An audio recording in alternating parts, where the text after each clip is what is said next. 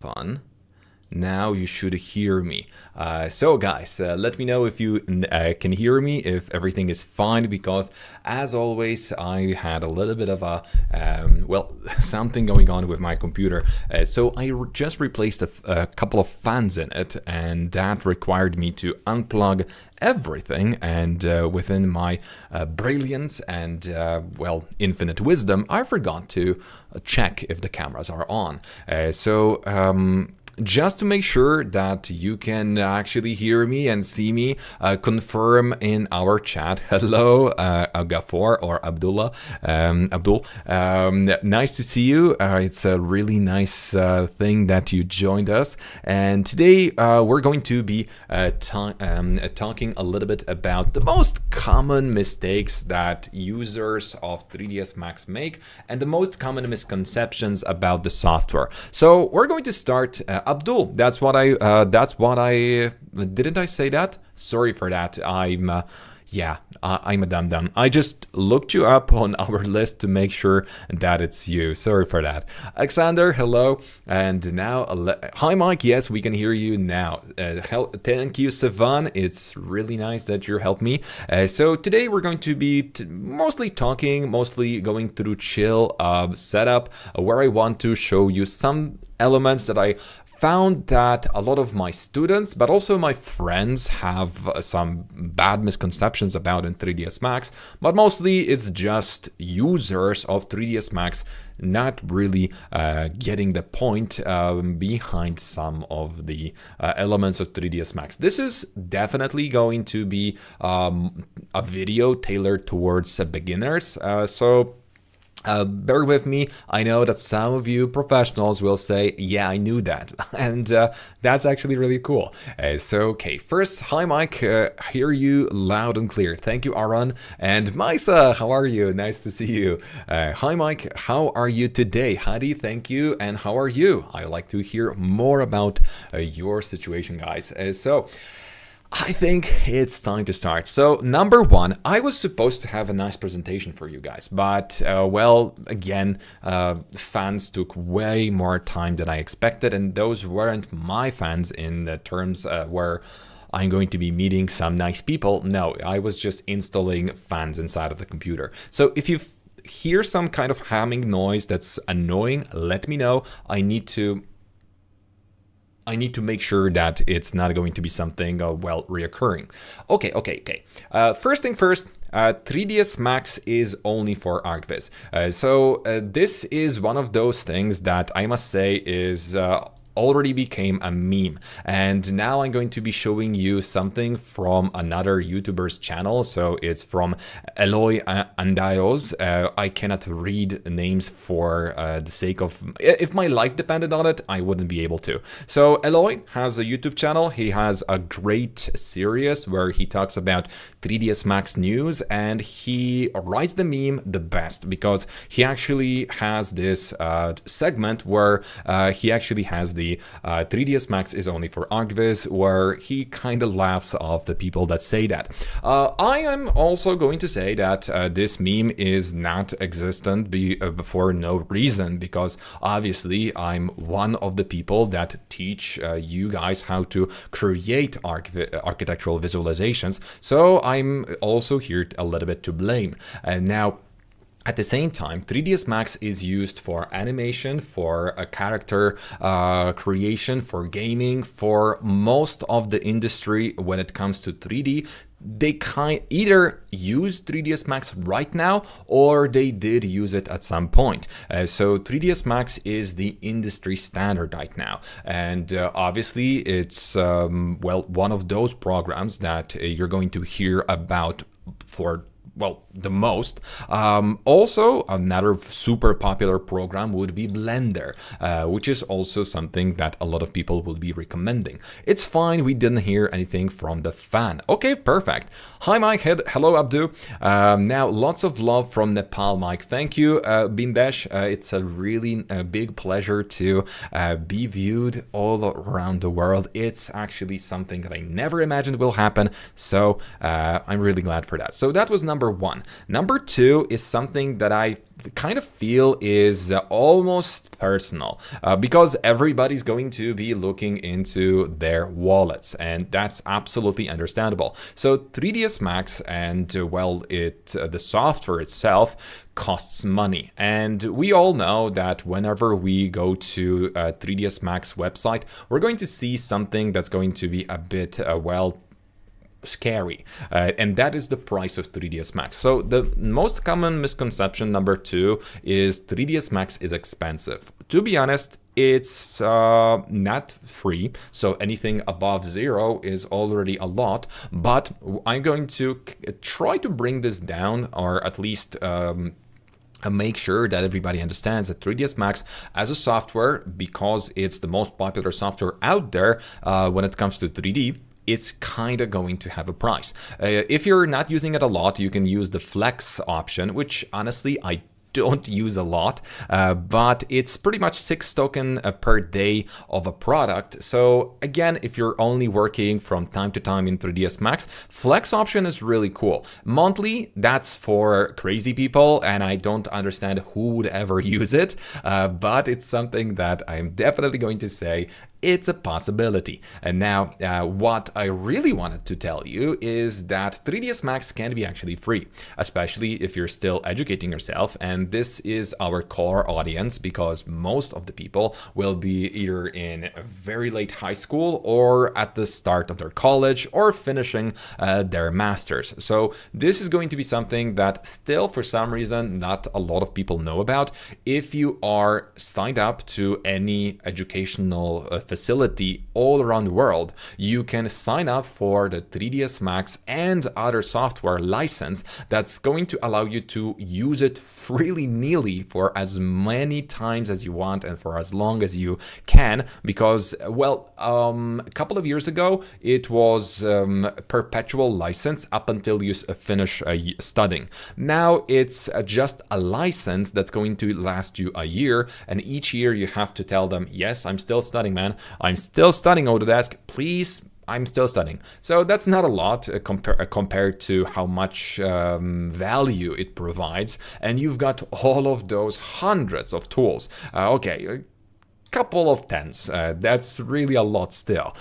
Also, for those of you that work as freelancers and you want to actually start working professionally because you finished your college, there's an indie option. So what is indie?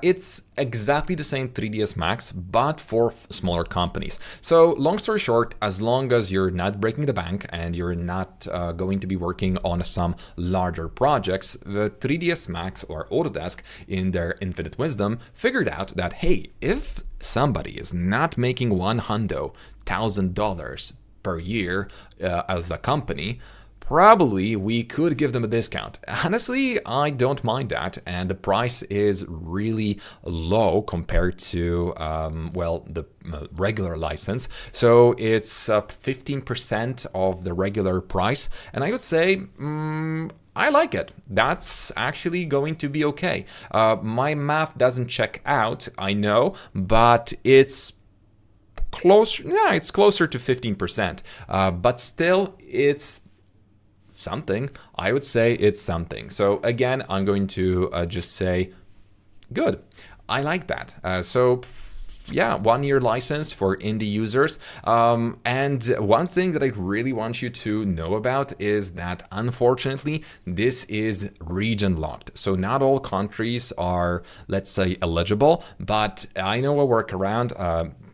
You'd never heard that from me, but you can use VPN and spoof your location for this software and pretend that, for example, you're in USA.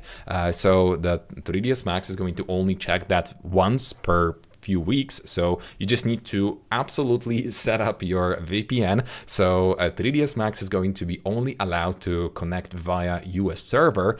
And for Autodesk, you're actually in the US. Yes, that's a breach of license, and I do not recommend that. Don't do it because that's basically going to be wrong, so don't. But I heard that some evil people do that, and I don't want you to do it. Don't. So that's another thing. Second misconception is that 3ds Max must be expensive, and it's not. Yes, I understand that, again, money don't grow on trees, and anything above zero is a lot, but it's still software that will provide you with a steady income. So I kind of understand why they would like to get some of it. So that's and my number 2. Number 3 is going to go back to 3ds Max, and that is going to actually be something that we all did at some point. When everybody started working with 3ds Max, you probably had this nice idea to create a teapot, then go ahead and add your first turbo smooth, and it suddenly looks a little bit better. But how about we go for 10? That now 3ds Max is going to warn you, hey, buddy, are you sure you want to do it? I kind of am not, so I'm going to stick to 5, because at this point we're essentially giving our 3ds Max a virtual stroke, because we're closer to our 4 million polygons. You cannot imagine how many times I've been in this situation. I don't have the scene on me, but I'm going to show you something that was actually that actually happened to me, and it was before any sort of scatter was even available in 3ds Max. And this is those are two real stories that I'm going to tell you now. So just to not waste time, I've just started my work in a company that's let's say very known in Warsaw as interior design company. So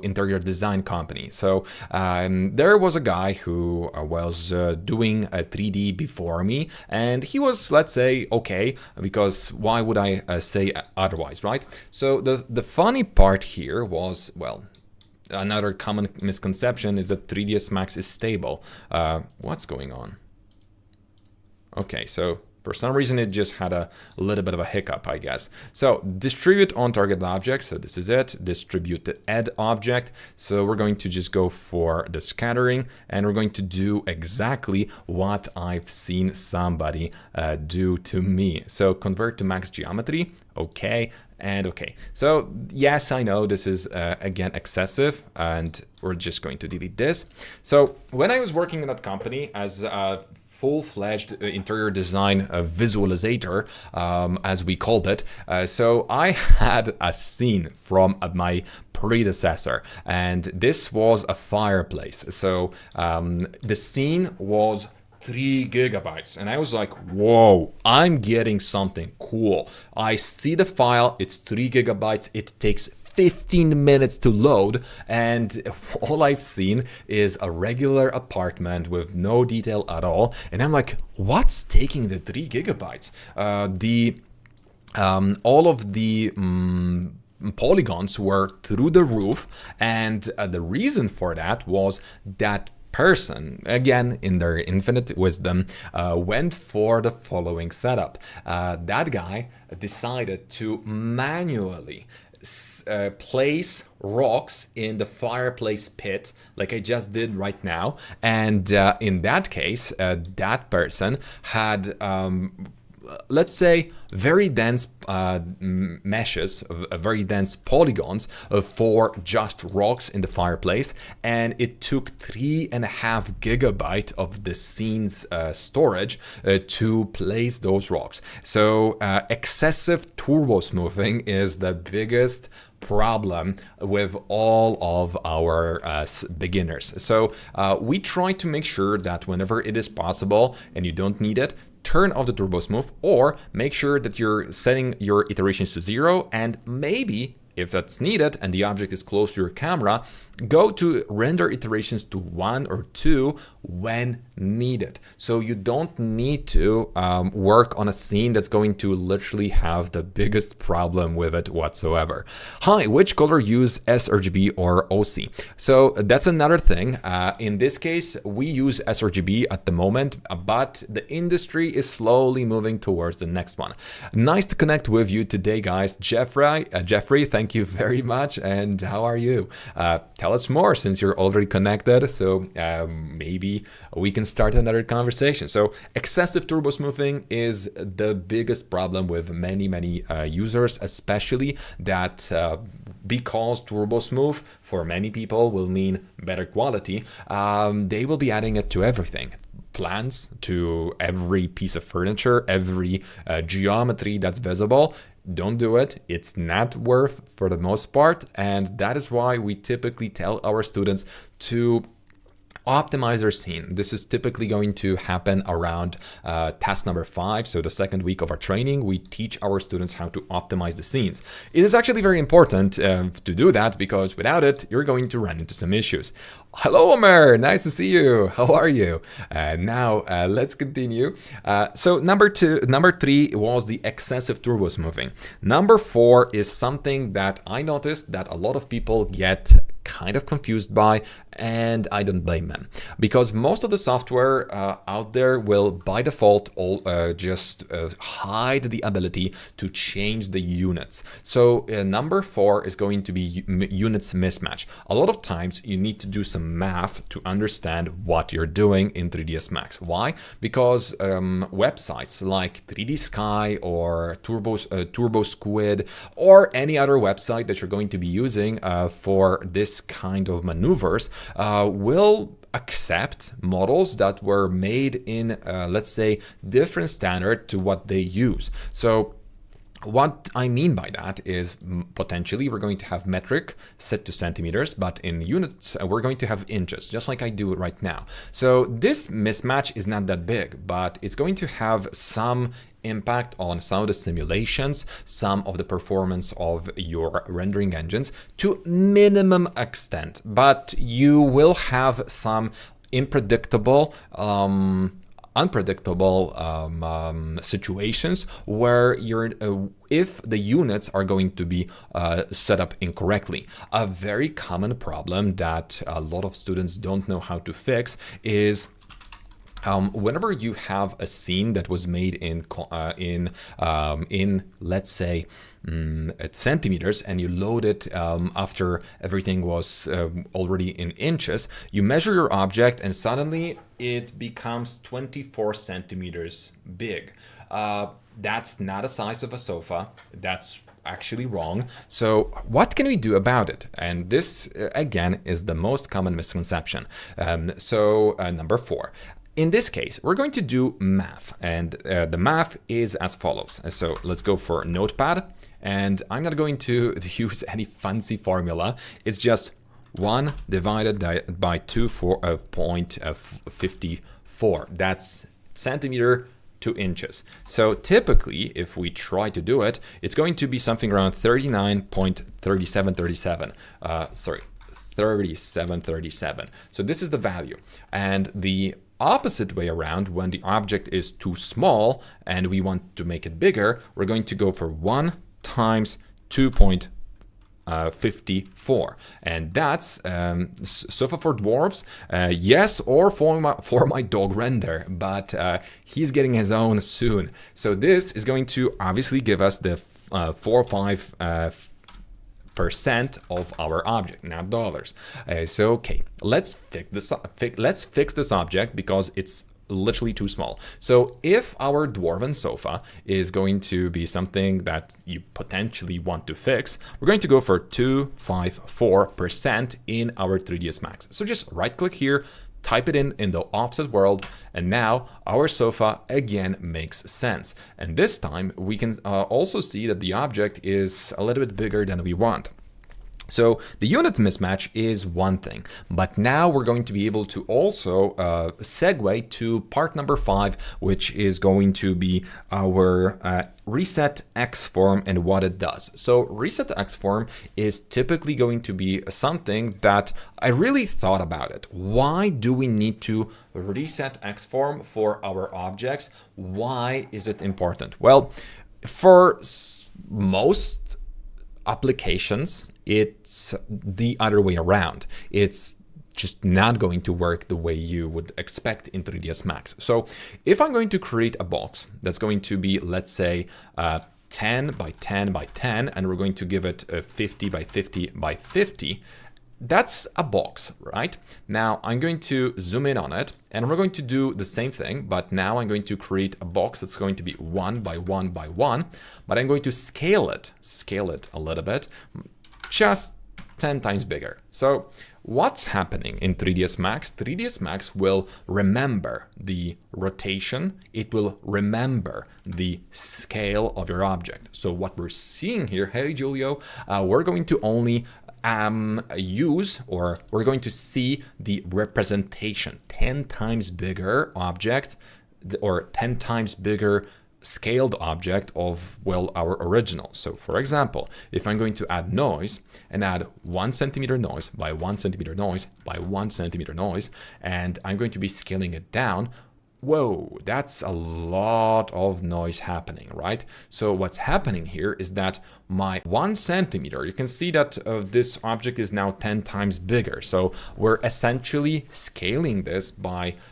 well, in original, this object was supposed to be just this, a little bit smaller. So this noise would make sense because it's 1 centimeter, but it's 1 centimeter times 10 because of the scaling. So the other object is going to act totally different to the first one. And now if we go back with the scaling and go for 10 times bigger object, well, it makes no sense. And this is something that I see in a lot of interiors. You model something, you take a box, you scale it up, then you move it and you scale it again to create a wall. But this was the beam, then we're going to be creating ceiling the same way, or the floor. That's fine, that's fine, that's fine. But if you're going to now add any kind of modifiers, you can see that all of those modifiers, although they're the same, they do give us a totally different result because those objects were scaled in the first place. So again, the reason why 3ds Max remembers those values is that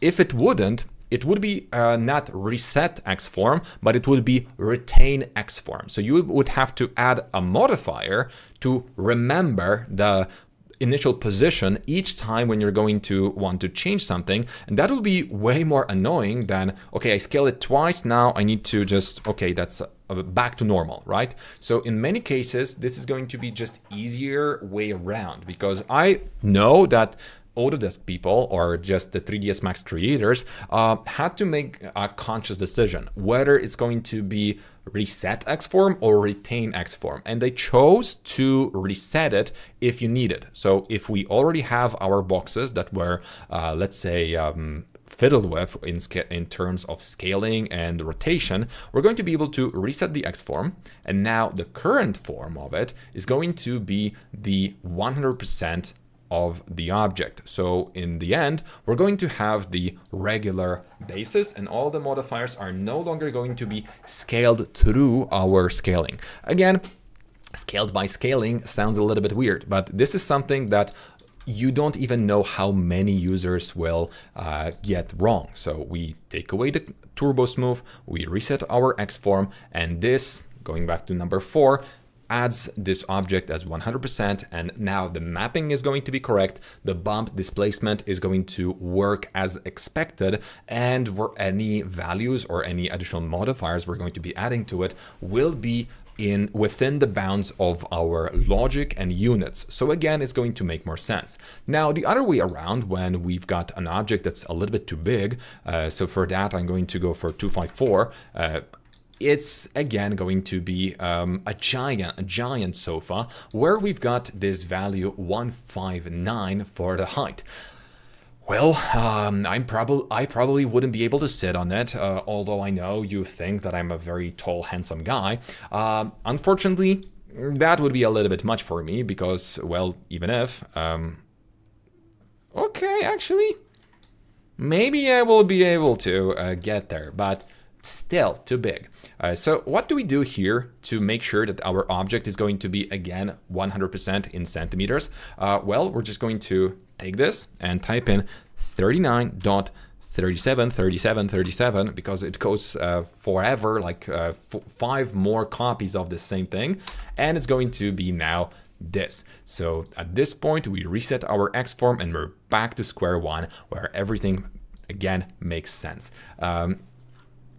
07 everybody, good morning. Would be fantastic to talk about UVW unwrap. Always have issues with it. So that's another thing that I'm going to be putting in our bonus content. So yes. And now let's continue. So that was my number 5 and 4 at the same time. Yay. So now, not knowing about your gamma. This again is going to be something that not a lot of people will hear about if you are working or if you're learning 3ds Max from YouTube channels, because nobody talks about it too much, especially if you're setting up the first lesson. Everybody's going to be talking about this is the UI, this is the auto backup, that's the rendering engine we're going to be using. So basically that's it, right? So not a lot of people know that one of the things you have to set up in 3ds Max is the color management. By default, now we're using the OCO, which is going to be the standard over a couple of years because Autodesk and a couple of companies are forcing it a lot. OCO is going to allow us to work with USD. So that's not dollars, that's universal scene description. So USD is going to be good for us and the industry because you're going to be able to describe the scene in, let's say, Corona, and use it in V-Ray and expect very similar results. This is something that Corona already does with V-Ray, actually. The whole chaos is trying to create their own universal scene description, but at the same time, parallel to them, Autodesk is creating their own industry-wide format. So it means that we're going to have universal scene description, which will mean that we will be able to translate between different rendering engines and software without really going into too much detail. So potentially Maya, 3ds Max, Blender users are no longer going to be fighting over which format is the best, because universal scene description is going to be the universal scene description for every 3D software. Well, I'm sure they're going to find some hoops and loops to just make it a little bit, you know, we're better, but I don't think it's going to be that bad. Now, that's number 5. So guys, if you're using Corona or V-Ray, make sure to go to color management and change your gamma workflow, change from OCO to gamma workflow, because a lot of times you're not going to get a prompt about it in Corona or whatever, because why would you? It's just gamma that's supposed to be set up. So please make sure to do it. Also in Customize, before it was in Preferences in older version of 3ds Max, and it was in here in Color Management. And because, again, 3ds Max doesn't like just to abandon anything that was old, instead of making sure that the color management is just not here, they left it, this message, for you forever, and we're going to have it for like next 25 versions. Now you can go here. Nice, I love that. I love that one element. Hi Mike, hope you are well. Do you have any recommendations for good measurements, scripts, tools, not standard 3ds Max, just wondering, thanks. No, I just don't need them, so I don't use any kind of software like this. Max and Maya will never give up the fight, but we will unite against Blender. Unite against Blender? I would say yes, let's do it. What effect it will cause? So good question. Thank you for that. And let's just talk about this. So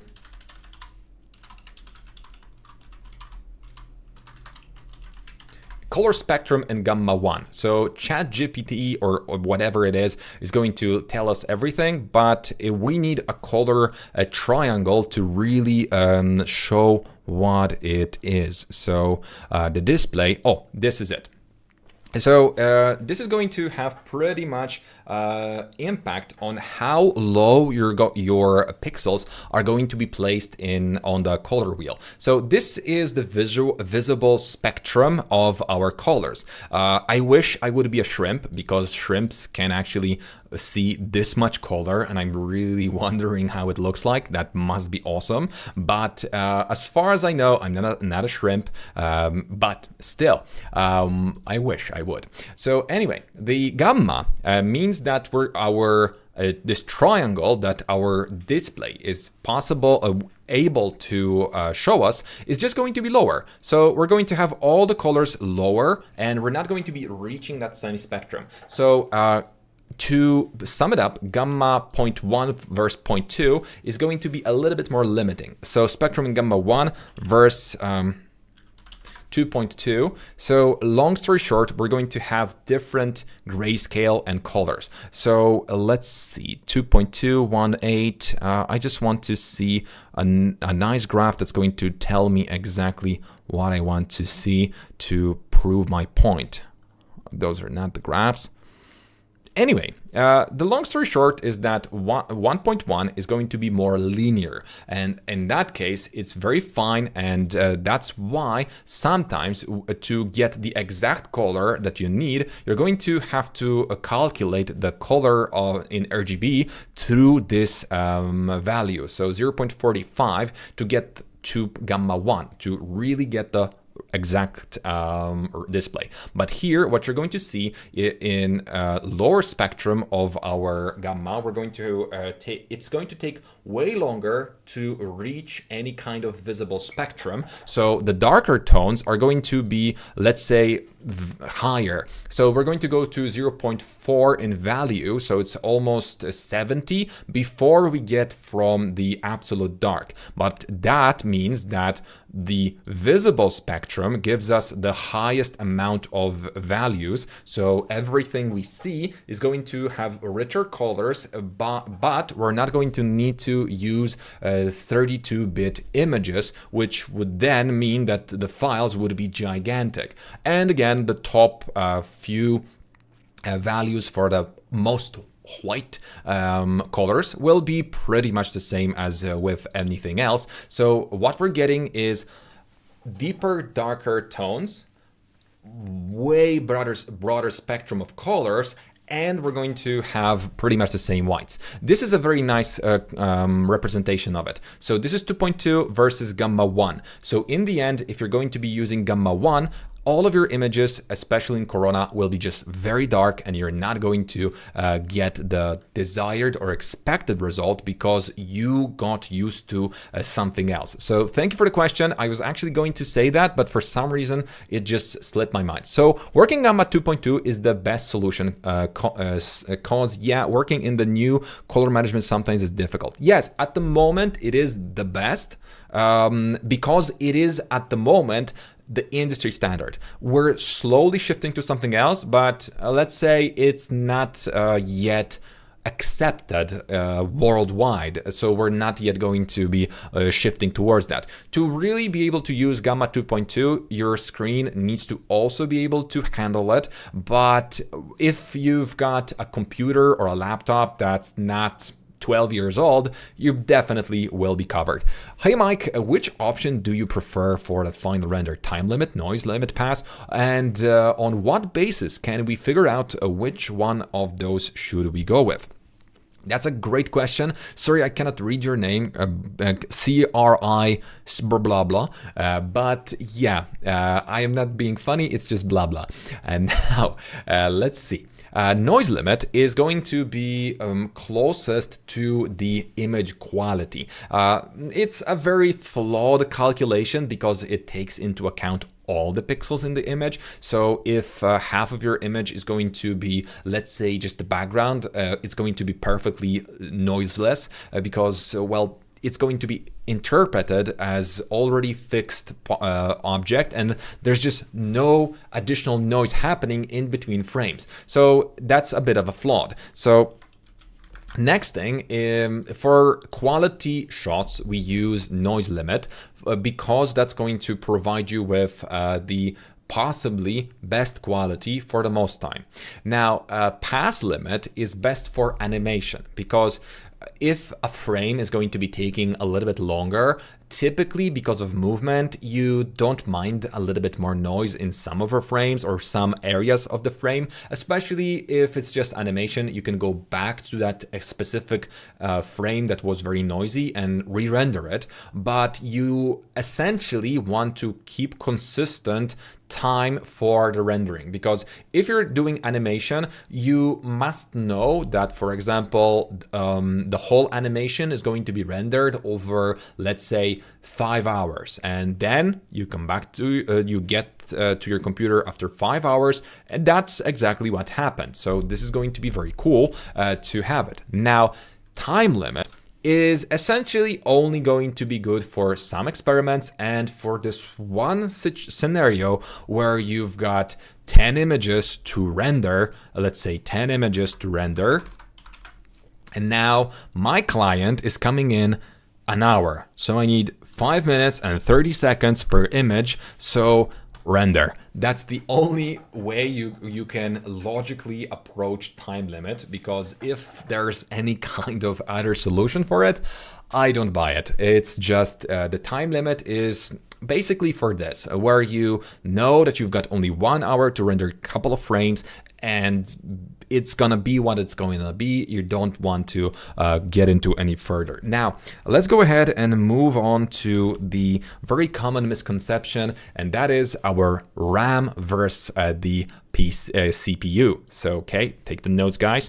Now, and girls, because now it's very important to be mentioning that. Now, hey Mike, nice to see you again. Amal, thank you very much. Can you please explain why using gamma color mode and not OCO for frame buffer output as well? Well, can you please explain why using gamma color mode and not OCO for frame buffer output as well? Well, I just did. So OCO is mostly going to be, first of all, it's going to need a little bit different values for the textures. It's going to need different values for the exposure, for highlights, and industry has not yet grown to use it. There's going to be a lot of experimenting with in there, and at the moment you don't have time for it because everything in the gamma is already solved and you just need to follow the right footprints. So the difference between RAM and CPU is, again, a very commonly,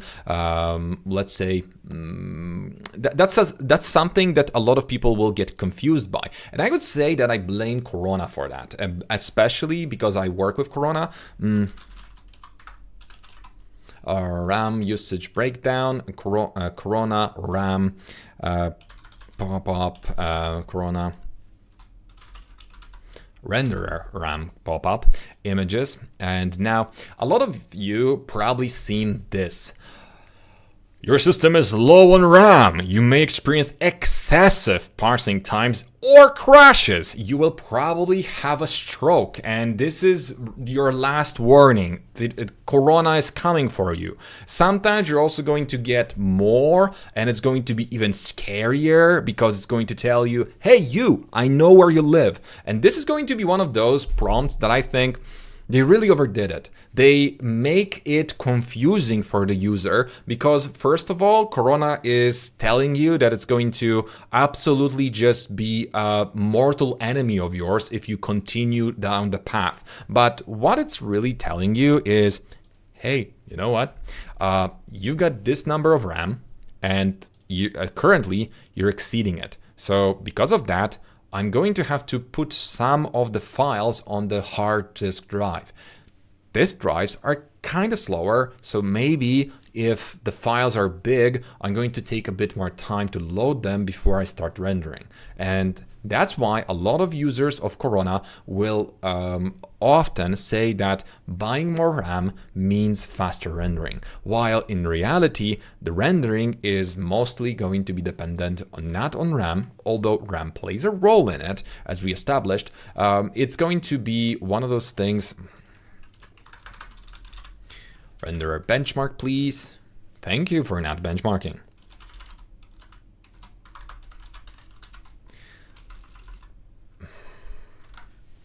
Yeah, so Corona benchmark, oh my god, so nice. Anyway, I didn't want to click that. Anyway, as you can see, the benchmarks are typically going to be measuring versus the processor. Rest is just extra peripherals or, well, extra details in your system. So long story short, you should be worried mostly about your processor, but ideal amount of RAM is going to be 16 to 32 for beginners and intermediate level users. 8 gigabytes of RAM is okay, but I would say that if you're using a laptop, SD RAM, that's a little bit smaller version of regular RAM that's used for laptops. So laptop RAM, it looks pretty much like this.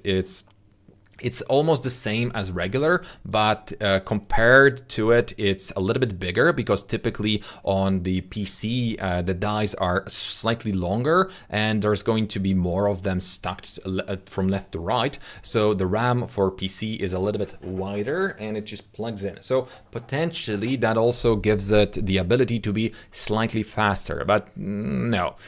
In reality, this kind of RAM is going to be installed in your laptop, and it's super easy and extremely cheap to obtain. The only thing you need to know about is what type of RAM you're using. So are you using DDR 4, 3, 5, or 6, which is really easy to understand. Then you check what frequency your RAM is on, typically, and I want you guys to check this out because this is something that most of you don't know about, and now we'll hear about it for the first time.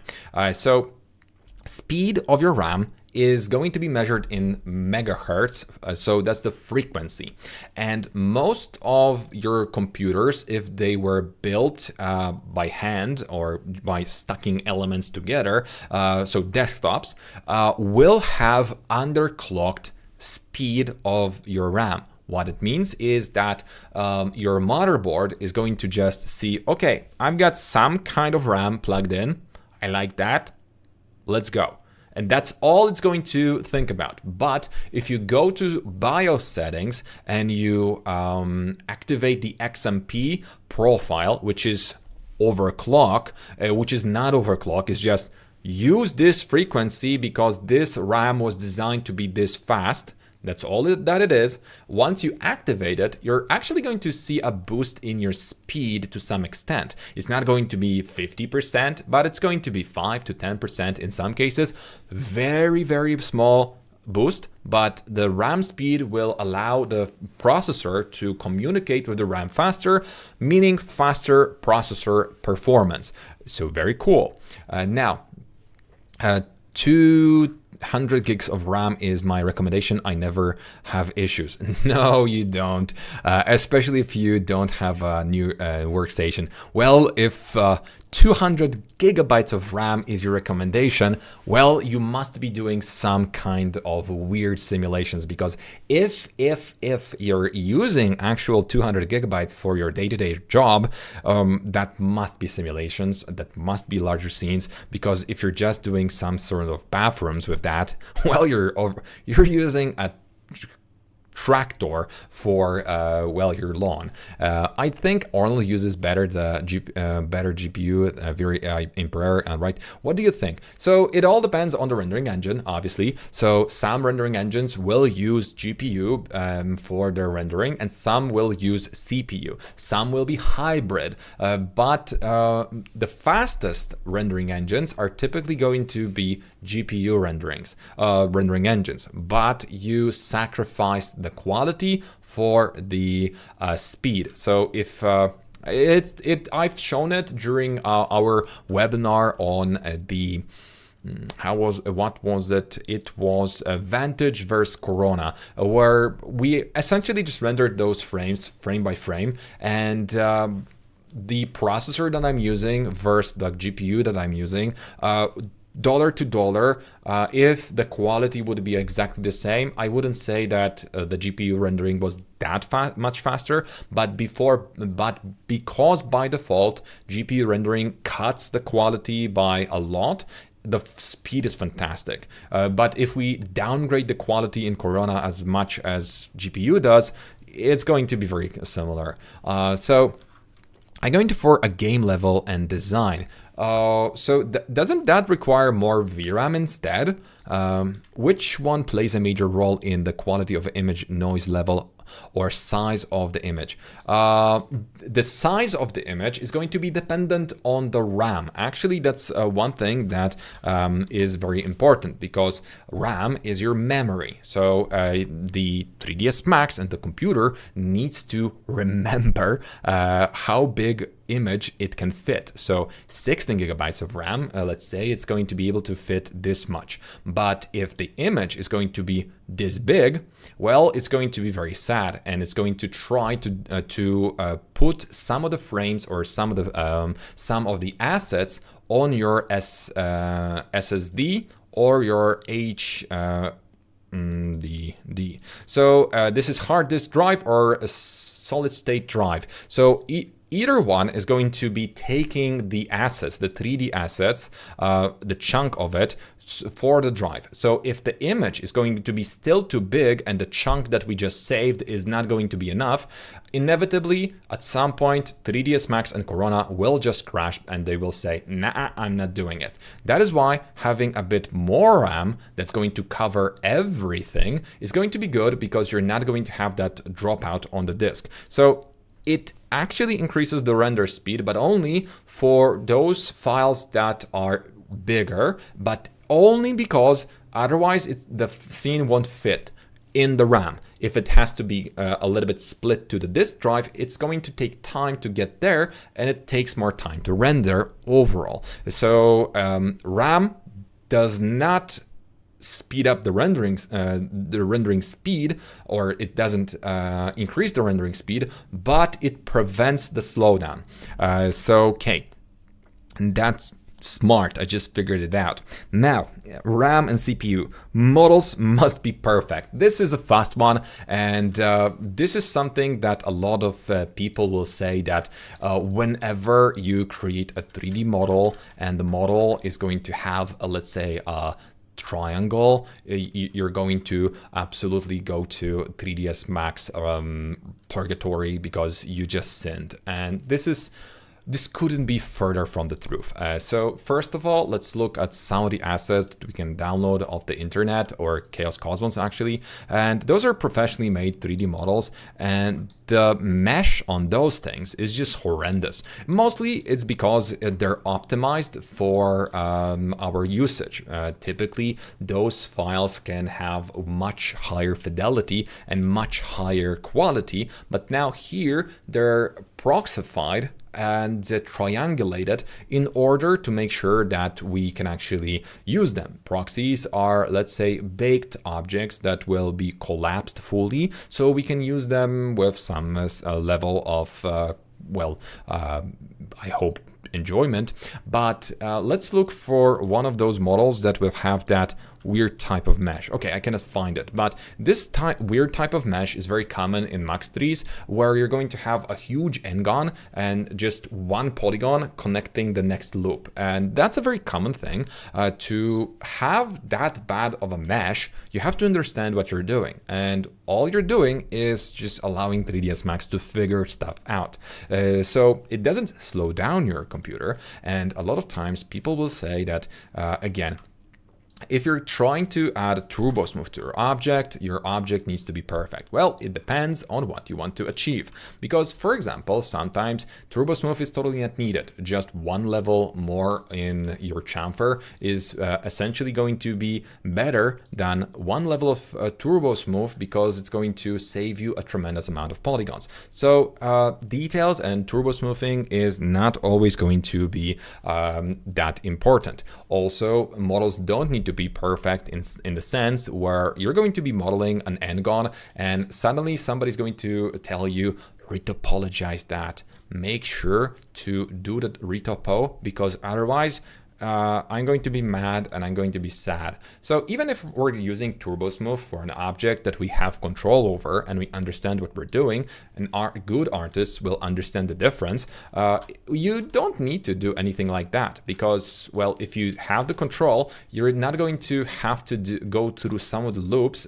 Obviously, it has some meaning, especially if we would be doing game design. That's going to be tremendously important. But if we're doing ArcViz, your models don't need to be that perfect. You don't need to add all of the details, and that having triangles in your mesh is not going to be a cardinal sin. It's okay to have it. Well, obviously, if you don't control your mesh correctly and you have no idea what you're doing, in the end, you're going to get some kind of weird pinching or even deformations on your model, and that's actually not something that I would be accepting. But in some cases, I've seen lots of 3D models that actually use this premise to achieve additional detail.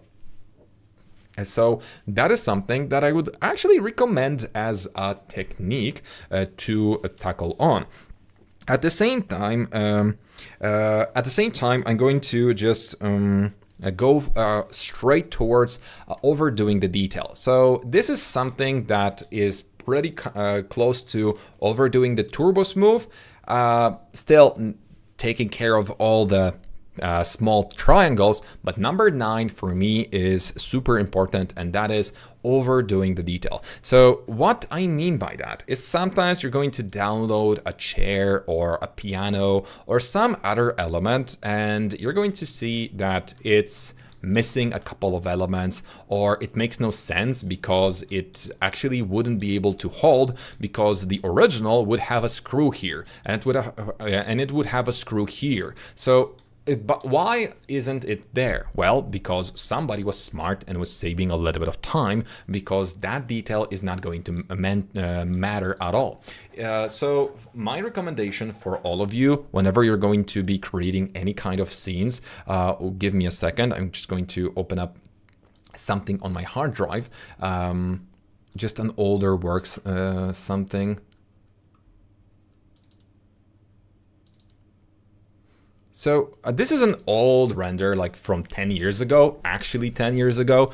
So whenever you're going to be doing some sort of detail in your scene, I remember that I spent approximately 25 minutes making this small detail, and it was totally not worth it. Again, it's from 10 years ago, so it's not that important at the moment, but I remember when I was starting and I was pretty much still a newbie 10 years ago, I wouldn't be calling myself a full-fledged professional at the time. At that point, I was experimenting a lot because Corona just came out, and in the end, the final shot wasn't that much different to the first shot. But I remember one thing: it took me 25 or 30 minutes to just figure out how to perfectly retopologize and set up this one element so it can be turbo smoothable. And in the end, they didn't even buy it because it was some kind of bathroom towel hanger, but in the end it turned out that it was almost 50 pounds to get that, which would be really ridiculous, so they didn't go with it. But at the same time, I spent so much time making sure that the screw is the right size. The only time when this is valid and matters is if you're doing product shots. And by product shots, I mean you're going to be literally doing some sort of close-ups for your for your client. So let me just grab something for you again. We're going to go here. So if you're going to be doing close-up shots and you're going to be showing the product, you want to go for every possible detail that you can put your hands on. And I mean it, because at that point, topology is going to be of utmost importance. And I've actually made a special texture that created all of the details on the bottle. I'm going to try to find this if it's possible. I'm going to show you, though. It might not be. Oh, so this is the same bottle that I was creating. So the topology was absolutely perfect because it was a product shot and I was planning on doing a lot. So every detail was there, and even this corkscrew, it was absolutely done but to every bit, but it wasn't that important in the long run because it just was a waste of time because the bottle was screwed, so I didn't even need to model all of that. I didn't know what shots they will like. So my recommendation for you would be to always first come up with what type of shots you're going to be doing, what objects will be present in the scene, make a list, place them or place their placeholders in the scene. Because if this is going to be that bottle that I just mentioned and it's going to be 1 centimeter in the shot, you're not going to go for detail. But if you're going to first model it with your full potential, your full quality, and you're going to do every bit there, you're going to then regret the fact that you did it because you cannot see that. Hey Denebis, and hello Mike, it's been a while, nice to see you again. These basics are great to remember. Thank you for that, it's nice to know. How are you? Thank you, Chris. Hey Chris, that's you, Chris, right? And Denebis, nice, thank you for joining. That's so nice. Anyway guys, how are you been? Tell me more, tell me all about you. Any cool projects? Now, those are my former students, so I'm really glad to see this. Now, during our training, we teach our students not to get into too much detail. We actually put some memes in there. The most common meme that we used to describe this is pretty much this.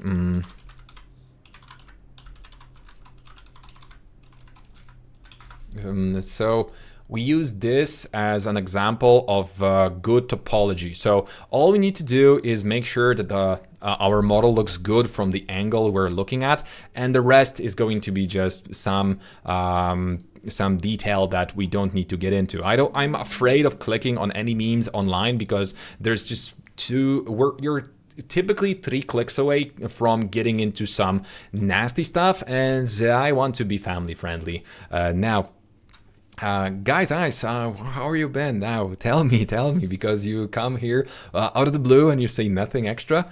So now that was my number 8. So now this is that models must be perfect. So that was number 8. Now overwhelming detail was number 9. So we don't go for the smallest screws and we plan ahead. That was number 9. And now the biggest and worstest mistake and the biggest problem that a lot of beginners will have. And I'm just going to say it, this is not to insult anybody. This is not to make fun out of anybody.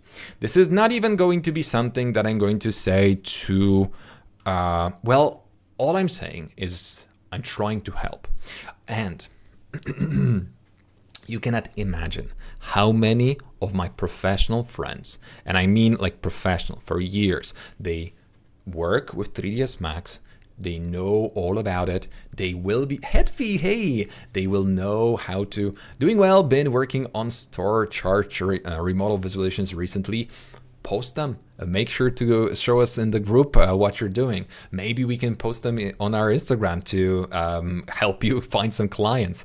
Now, here is the biggest mistake of all. A lot of times, and again, this is not just some kind of anecdote that happened once. This is something that happened even to me when I was a beginner, but that was 15 years ago, and I did that. So a lot of times when you have a scene and you're going to prepare more than one angle to render. And this is going to be something that you're going to be really doing a lot with your clients. You're going to produce multiple angles, multiple shots from one interior or multiple interiors even.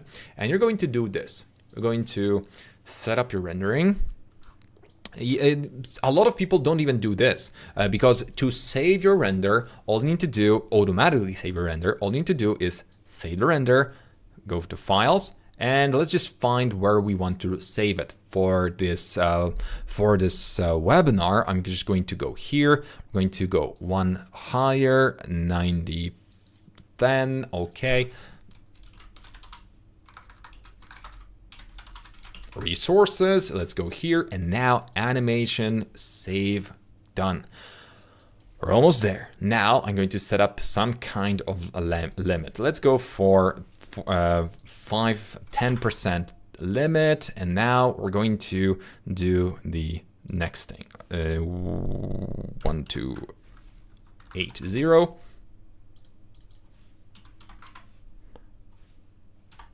Okay, and now we're pretty much there. Perfect. Okay, I'm rendering now. So I just render. Now this is you a couple of years ago, my friends up to like last week.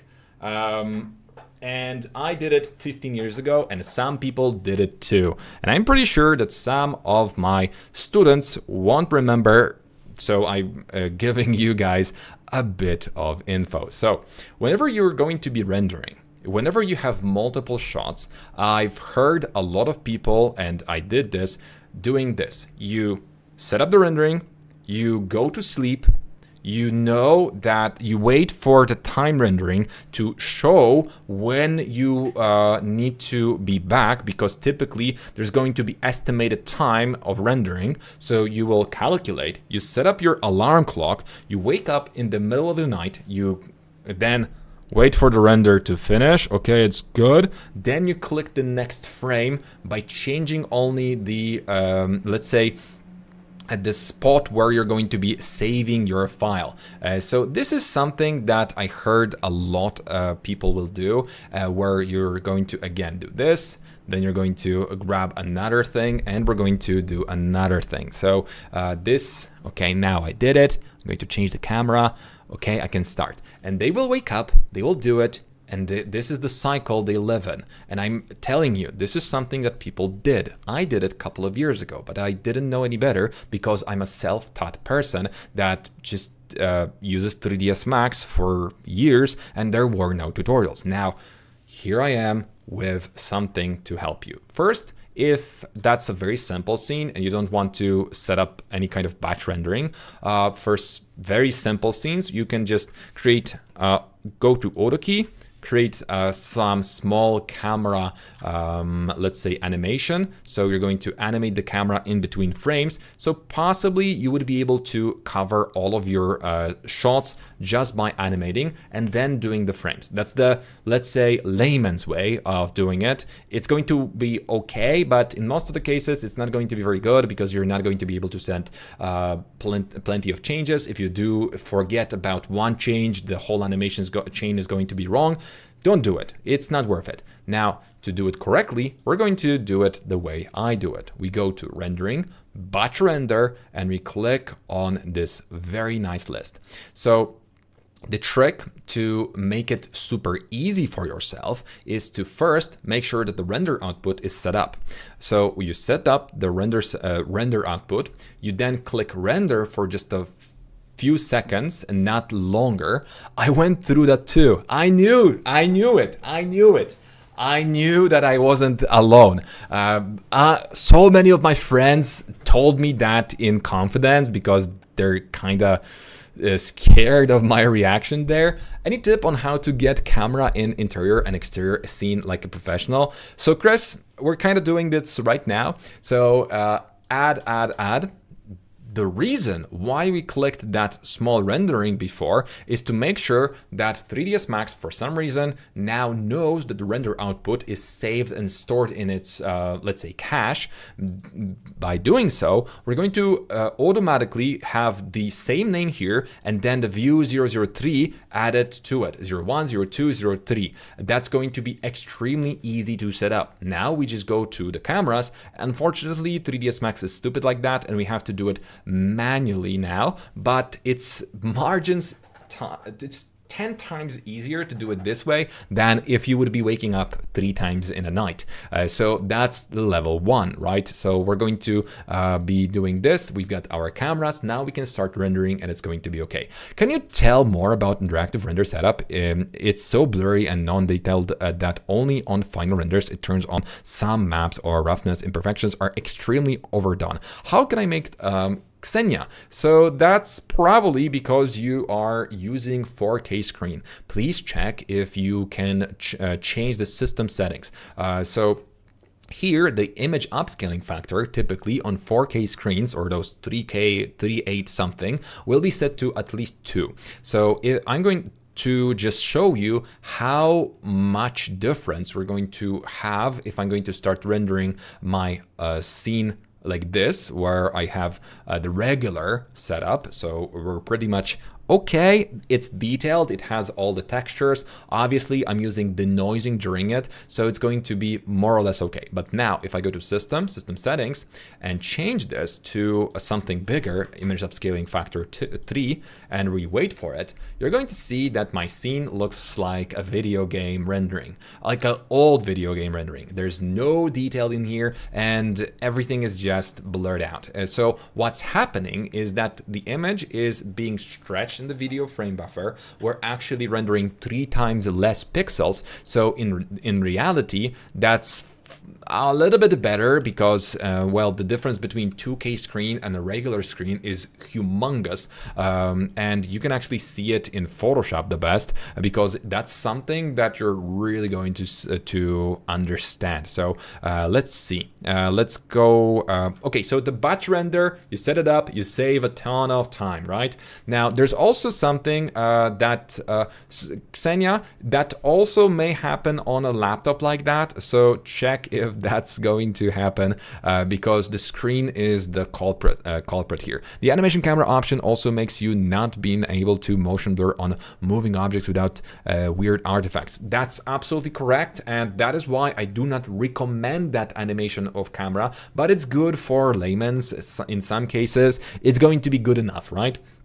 The next thing is to make sure that you go through something called the back burner. Back burner is a total nightmare and it wasn't updated since forever. So I'm just going to say it exists, but I'm not going to show you how it's done. I need to make a video on that because there's so many bugs in it that explaining that it exists, it feels dirty. I need to explain how to use it fully to make this possible. And now let's go ahead and show you just for the sake of, you see, I was trying to make sure that the presentation is going to go well. Now, let's see. We've got our textures. So let's go for regular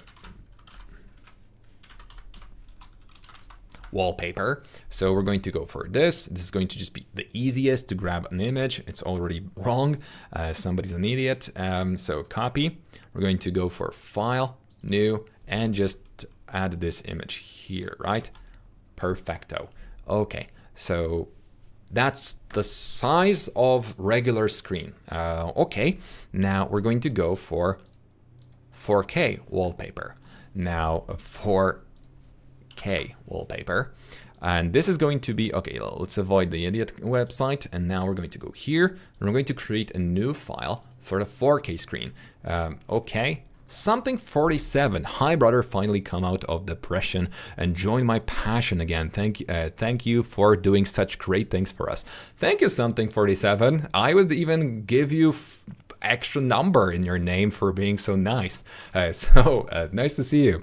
Also, how did you get that super cool name that's emboldened? Now, let's compare. This is regular screen.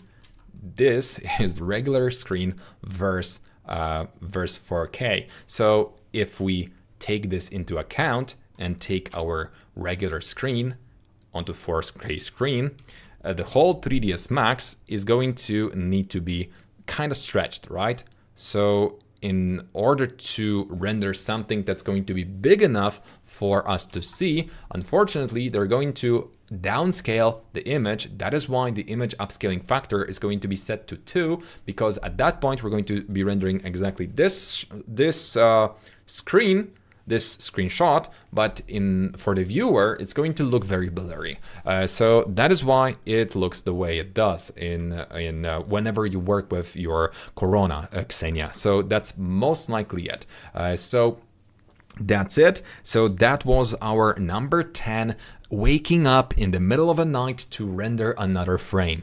Please do yourself a favor and start using rendering, batch render, and do it the way I told you, because otherwise you're going to be in a limbo where you're going to really regret your life decisions that you have to do it, especially if you're going to have to set it up 10 times a week. Because you can see that if we don't have our applied render settings or render output, it's going to mean that without render output, even if you set it up but don't apply it by rendering, and let's just see how it does. So here, JPEG. Now delete, add, no output path is applied.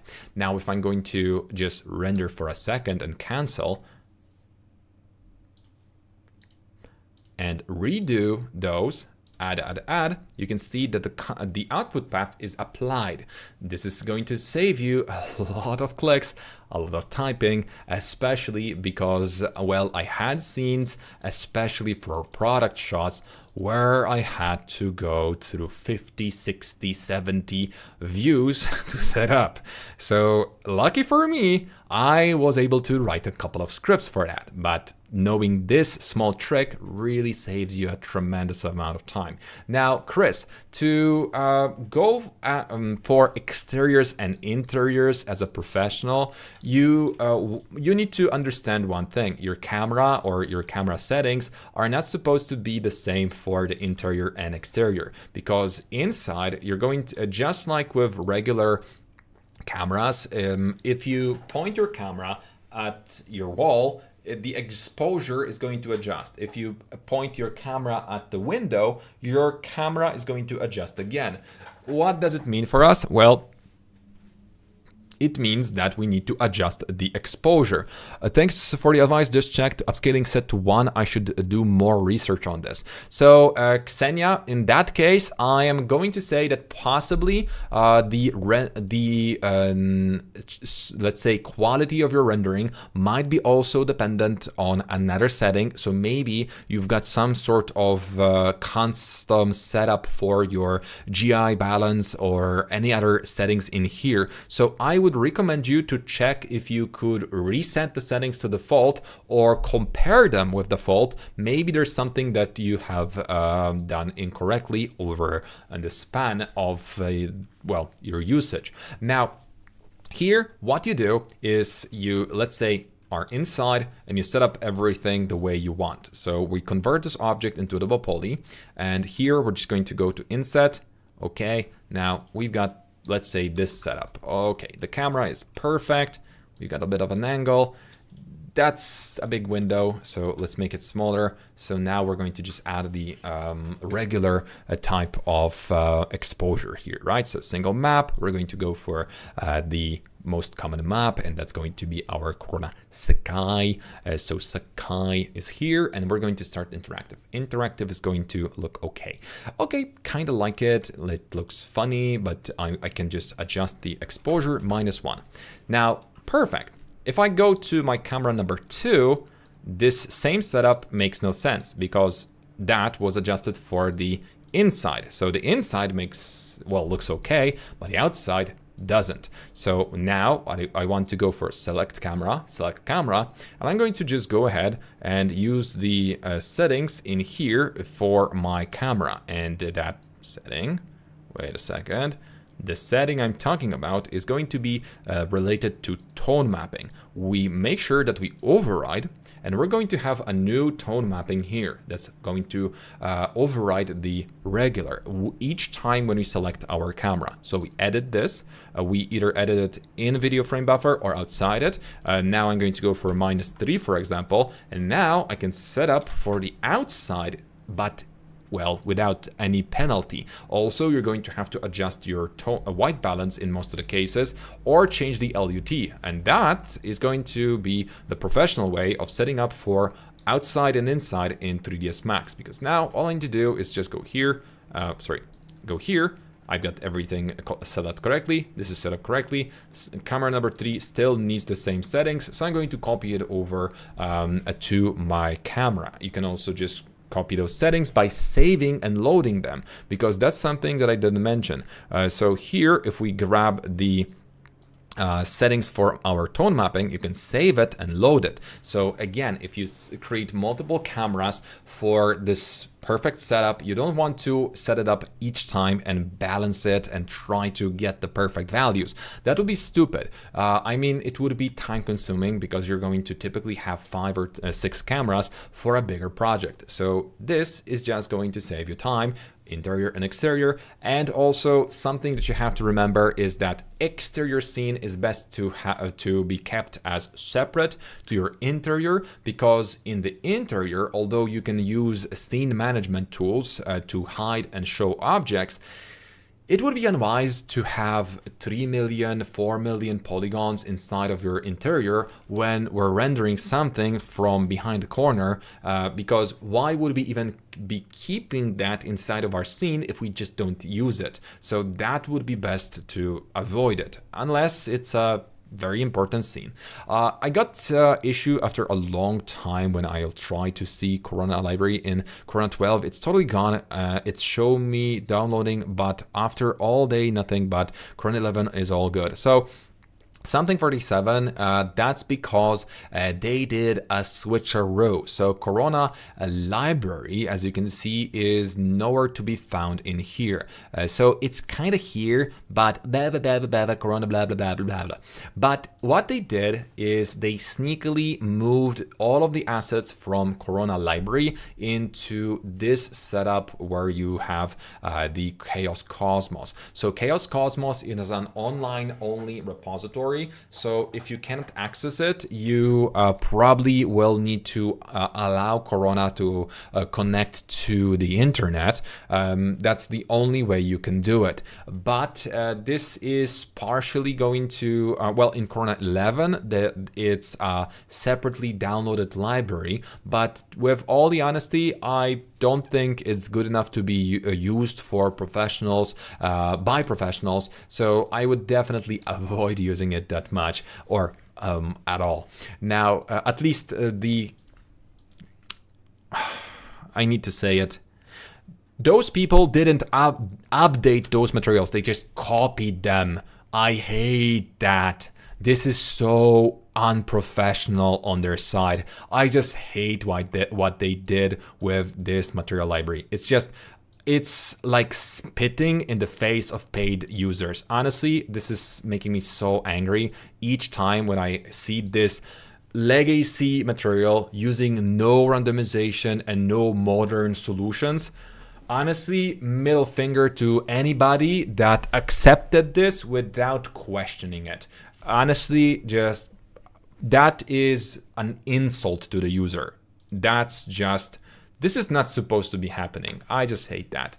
I'm still very, very, very, very respectful for guys that work at Corona, but this is just that's garbage. Oh, thank you. I'm also trying to make my own taste, but for info, I should ask.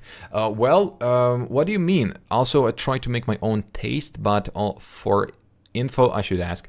I'm not sure what you mean by that. If you could put it in different words, I would be very glad for that. Okay, so now Łukasz Wojton, I agree. Thank you for that, because honestly, not updating that, all of that stuff, they absolutely deserve at least some criticism. And it's been a while already. They had so much time to update it. Chaos, DM me. I'll update all of your materials on all of the all of your assets to fit the modern standard, how it's done, not some kind of weird legacy materials, which are useful, good, but how can you be a serious company if you add some updates and you say that the new thing is better, and you just keep not updating the old stuff, confusing the new users, just making them, this is a totally new thing that I didn't know that it exists, and I now need to learn twice as much stuff because this system is totally different. It's outdated, so those things are only to be used as is. They're useless. Thanks. That's awful. So don't do it. And again, DM me, Corona guys. I can do it for you for money, but I will. That's gonna take me 3 weeks. So don't tell me it's impossible. Come on. Now, let's continue, because that small rant actually threw me off. Now, the thing that I also want to mention as a bonus is UVW mapping. So honestly, I know that a lot of users will totally ignore UVW mapping, and most of the users will do something that a lot of people will find to be sub quality. So when some people download their furniture or anything whatsoever, it's best to be shown on an object that has some wooden texture. Jose, Mike, what do you recommend to create users' own PBR material from an image taken from a camera or a cell phone? Okay, so that's a whole story. But there's a YouTube channel that I'm going to recommend you with just a clean conscience. Let me just find it. So this guy is just wait a second.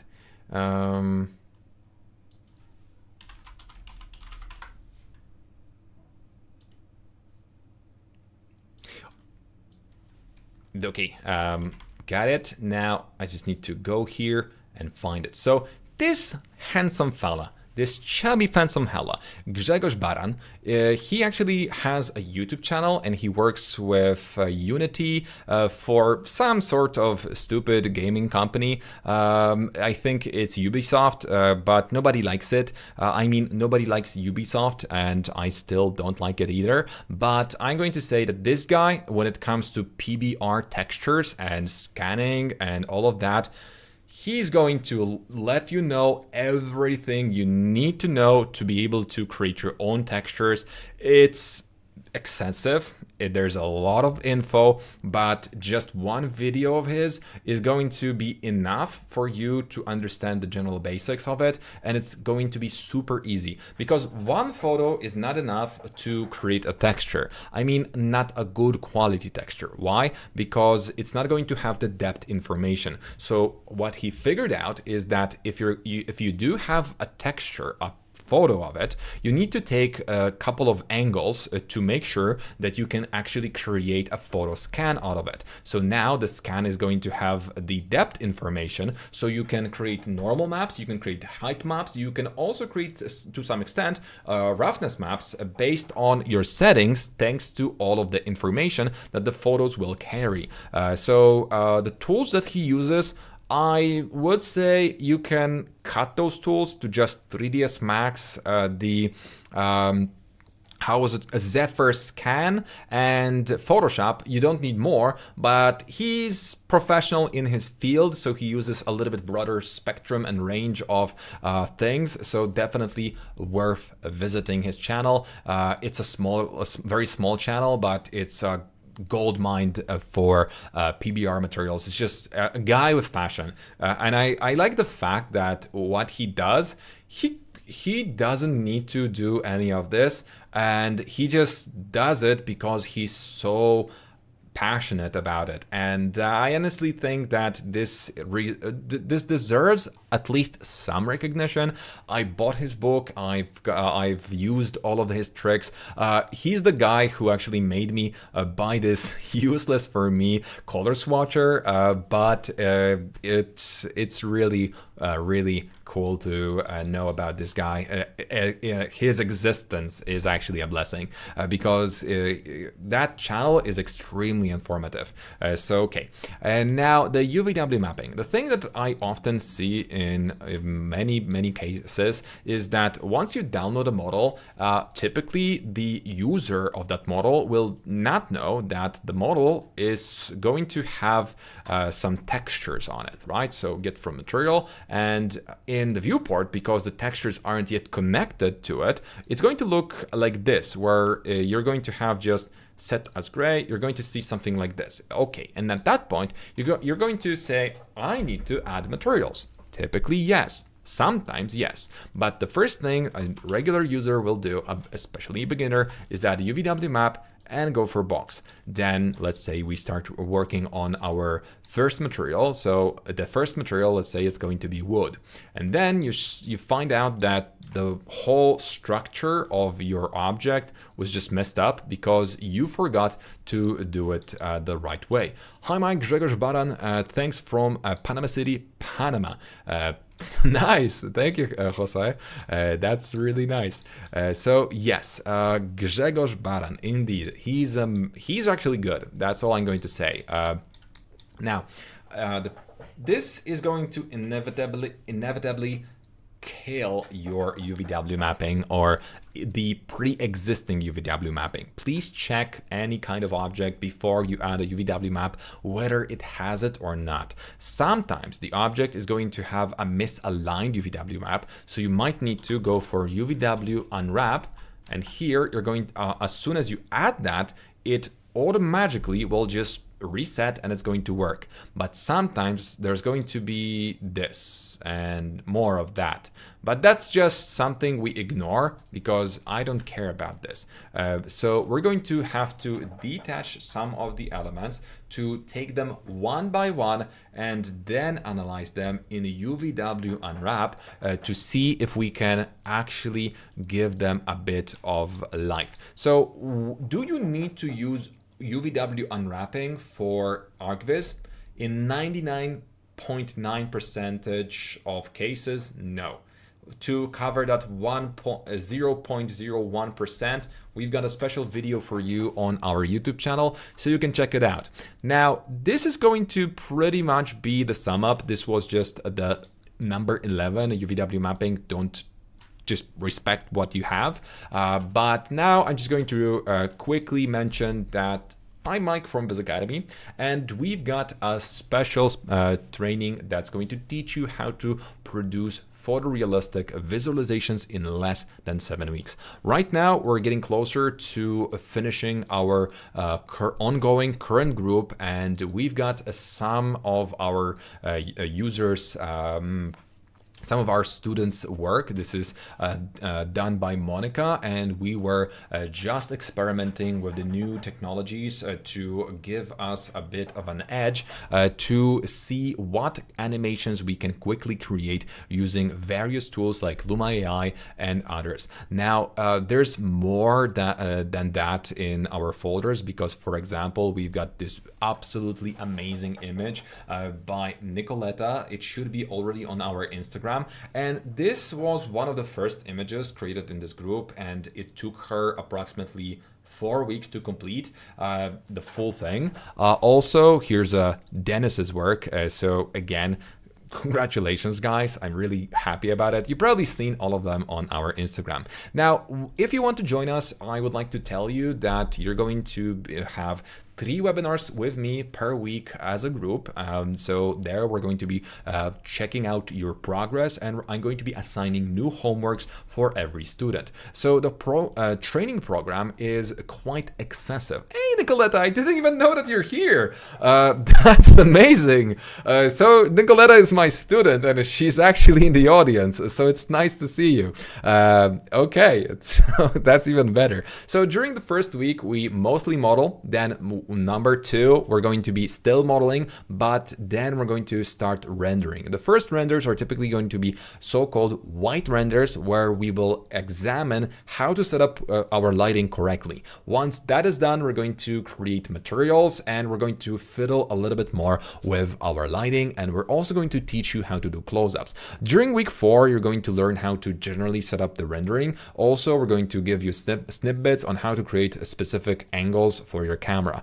So this part is coming your way next webinar, Nicoletta, especially this see-through shot. Now, and week number 5 is pretty much where we start our exteriors. It's at the very end of week 5, so this is pretty much okay, but I would say week 5 we actually start our, if we count this way as the administration did, we start our exteriors. So all of our students will be building their shots from the grounds up, and then we keep rendering. The fun part is that some of our students are actually finishing their first shots, and for exteriors, it took them 4 days to finish their first shots.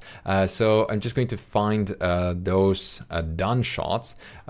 So let's just try to look for those. Now, on top of all that I've already said, you're also going to be getting access to our support, which is going to be online 7 days a week. We work in different hours during the weekends. So just to be clear, it's going to be out there. I'm just making sure that you all get that. Now, the online support is a core element of our training because Ula, Alexandra, and Javier are absolute beasts when it comes to rendering, and I really respect their talent.